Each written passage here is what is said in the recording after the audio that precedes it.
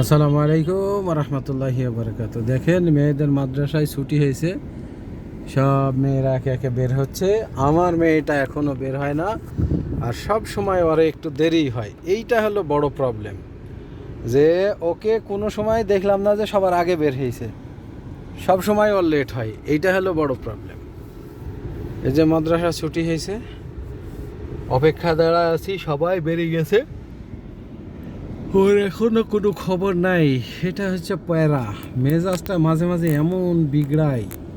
সবাই চলে গেছে, যখন বের হয় একসাথে সবাই বেরিয়ে চলে যায়, ভিড় কেটে যায়, ওর জন্য দাঁড়ায় থাকতে হয়। আর যে প্রচণ্ড রোদ, দেখেন বাহিরে রোদ্রের তাপ, গাড়িতে এসি চলতেছে, খালি দরজা গ্লাসটা একটু নামাইলে একদম মনে হয় যে আগুনের গোলা ঢুকতেছে। এই হলো অবস্থা।